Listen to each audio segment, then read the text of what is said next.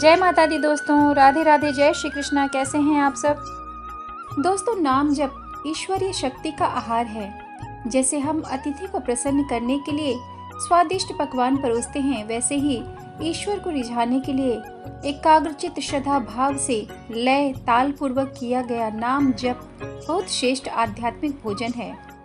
नाम धुन एक अलौकिक आनंद की जननी है। दोस्तों, नाम जप से बढ़कर कोई साधना नहीं है। आप अपना कर्म करते हुए नाम जप करते रहिए।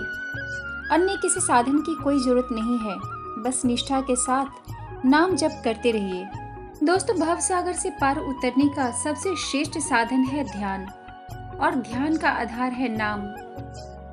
दोस्तों, वर्तमान में अनेक लोग दुख को भूलने के लिए या अपनी थकान मिटाने के लिए मद्यपान करते हैं, परंतु मद्यपान दुख को भूलने का या थकान मिटाने का कोई साधन नहीं है। दुख के परिहार के लिए नाम जप करना ही उपयुक्त है। इससे शरीर की सारी थकान, सारे कष्ट, सारे दुख दूर होते हैं। दोस्तों, मद्यपान संकट को आमंत्रित करता है, जबकि नाम संकट का निवारण करता है। मद्यपान से रोग होते हैं, जबकि नाम से रोगों का निवारण होता है। नाम भव रोग का निवारण करता है। मद्यपान से दीनता आती है, जबकि नाम से लीनता आती है। मद्यपान से दुख प्राप्त होता है, जबकि नाम से सुख का आनंद प्राप्त होता है। मद्यपान से अधोगति प्राप्त होती है, किंतु नाम से उद्धर्व गति प्राप्त होती है। दोस्तों, मद्यपान मनुष्य को मनुष्यत्व से गिरा देता है, जबकि नाम से मनुष्य ईश्वर रूप हो जाता है। दोस्तों, आपको एक छोटी सी कहानी बताती हूँ। एक धनवान की पत्नी की दशा गंभीर थी। बहुत से डॉक्टर ने उसे ठीक करने के प्रयत्न किए, उसे महंगी औषधियाँ दी, रक्त दिया, ऑक्सीजन पर रखा, तब भी उसमें कोई सुधार नहीं हुआ। डॉक्टर ने उसके जीवित रहने की आशा छोड़ दी। तब वह धनवान अपने एक धार्मिक मित्र के पास गया और चिकित्सक द्वारा किए गए सभी उपचार उसे बताए। अब सारे उपाय समाप्त हो गए, यह मानकर वह निराश हो गया था। दोस्तों, तब उस धार्मिक मित्र ने उससे कहा, इस प्रकार निराश मत हो। तत्पश्चात उस मित्र ने अपने 1 कोटि नाम जप का पुण्य उस धनवान के हाथ पर पानी छोड़कर उसे अर्पित कर दिया। 1 सप्ताह के भीतर ही चिकित्सक ने उस धनी मनुष्य की पत्नी के स्वास्थ्य में विलक्षण सुधार पाया और वह शीघ्र ही ठीक हो गई। इससे चिकित्सक विस्मित हुए। पैसा एवं चिकित्सक का ज्ञान जो नहीं कर सकता, वह नामदान से हो गया। दोस्तों, इसी प्रकार नाम जप के संदर्भ में श्रीमद् भागवत में एक कथा आती है। कन्नौज में एक ब्राह्मण रहता था। उसका नाम था अजामिल।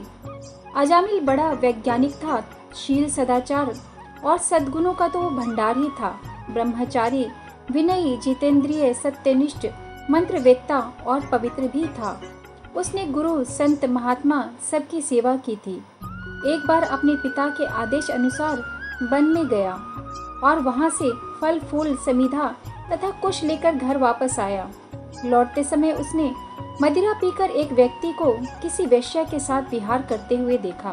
दोस्तों, अजामिल ने पाप किया नहीं, केवल आंखों से देखा था और काम के वश हो गया।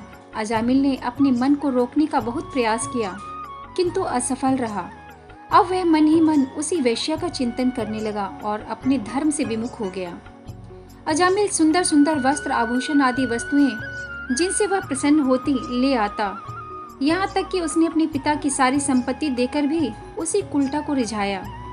दोस्तों, इस वेश्या के चक्कर में उसने अपनी कुलीन नवयुवती और नवविवाहिता पत्नी तक का परित्याग कर दिया और उस वेश्या के साथ रहने लगा।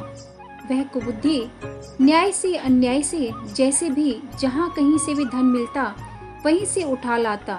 उस वेश्या के बड़े कुटुंब का पालन करने में ही वह व्यस्त रहता। एक बार कुछ संत उसके गांव में आए। गांव के बाहर संतों ने कुछ लोगों से पूछा कि भैया, किसी ब्राह्मण का घर बताइए, हमें वहां पर रात व्यतीत करनी है। इन लोगों ने संतों के साथ उपहास किया और कहा, हमारे गांव में तो एक ही श्रेष्ठ ब्राह्मण है जिसका नाम है अजामिल। वह भगवान का इतना बड़ा भक्त है कि गांव के बाहर ही रहता है। अब संत जन अजामिल के घर पहुंचे और द्वार खटखटाया। भक्त, अजामिल द्वार खोलो। जैसे ही अजामिल ने दरवाजा खोला तो संतों के दर्शन करते ही मानो आज अपने पुराने अच्छे कर्म उसे याद आ गए। अजामिल ने सुंदर भोजन तैयार करवाया और संतों को दोस्तों अजामिल ने सुंदर भोजन तैयार करवाया और संतों को बड़े आदर से भावपूर्वक भोजन करवाया। उसके उपरांत संतों ने सुंदर कीर्तन प्रारंभ किया और उस कीर्तन में अजामिल भी बैठा। सारी रात कीर्तन चला और अजामिल की आंखों से खूब आंसू गिरे, मानो आज आंखों से आंसू नहीं सारे पाप धुल गए हों। सारी रात भगवान का नाम लिया। सुबह जब संत जन चले गए तो अजामिल ने कहा, महात्माओं मुझे क्षमा कर दीजिए, मैं कोई भक्त नहीं हूँ, मैं तो महापापी हूँ। मैं वेश्या के साथ रहता हूँ और मुझे गांव से बाहर निकाल दिया गया है। केवल आपकी सेवा के लिए मैंने आपको भोजन करवाया, नहीं तो मुझसे बड़ा पापी कोई नहीं है। संतों ने कहा, अरे अजामिल, तूने ये बात हमें कल क्यों नहीं बताई? हम तेरे घर में रुकते ही नहीं। अब तूने हमें आश्रय दिया है तो चिंता मत कर। ये बता तेरे घर में कितने बालक हैं? अजामिल ने बता दिया कि महाराज 9 बच्चे हैं और अभी ये गर्भवती है। संतों ने कहा कि इस बार जो तेरी संतान होगी वो तेरा पुत्र होगा और तू उसका नाम नारायण रखना, तेरा कल्याण हो जाएगा। संत जन आशीर्वाद देकर चले गए। समय बीता, उसके पुत्र हुआ, नाम रखा नारायण। अजामिल अपने नारायण पुत्र में बहुत आसक्त था। अजामिल ने अपना संपूर्ण हृदय अपने बच्चे नारायण को सौंप दिया था।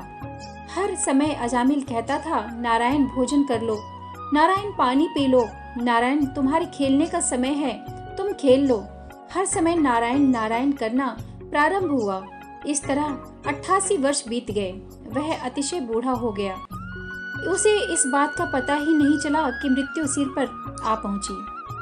अब वह अपने पुत्र बालक नारायण के संबंध में ही सोचने विचारने लगा। इतने में ही अजामिल ने देखा कि उसे ले जाने के लिए अत्यंत भयावने 3 यमदूत आए हैं। उनके हाथों में फांसी की रस्सी है, मुंह टेढ़े मेढ़े हैं और शरीर के रोंगटे खड़े हैं। उस समय बालक नारायण वहां से कुछ दूरी पर खेल रहा था। यमदूतों को देखकर अजामिल डर गया और उसने अपने पुत्र को कहा, नारायण नारायण मेरी रक्षा करो, नारायण मुझे बचाओ। भगवान के पार्षदों ने देखा कि यह मरते समय हमारे स्वामी भगवान नारायण का नाम ले रहा है, उनके नाम का कीर्तन कर रहा है, अतः वे बड़े बेग से झटपट वहां आ पहुंचे।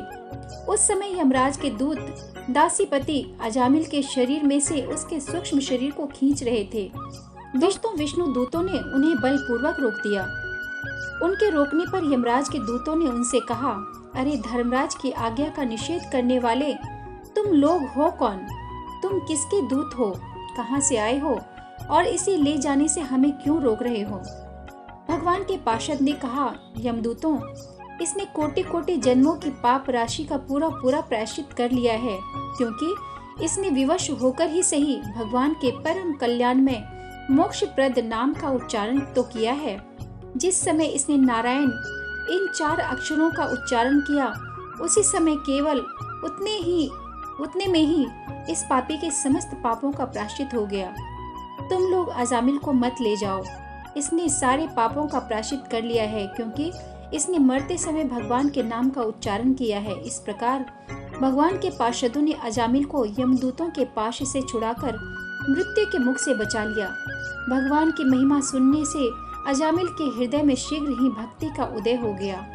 अब उसे अपने पापों को याद करके बड़ा पश्चाताप होने लगा।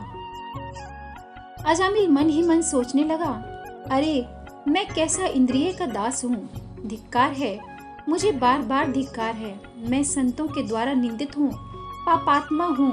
मैंने अपने कुल में कलंक का टीका लगा दिया। मैंने यमदूतों के डर से अपने पुत्र नारायण को पुकारा और भगवान के पार्षद प्रकट हो गए। यदि मैं वास्तव में नारायण को पुकारता तो क्या आज श्री नारायण मेरे सामने प्रकट नहीं हो जाते?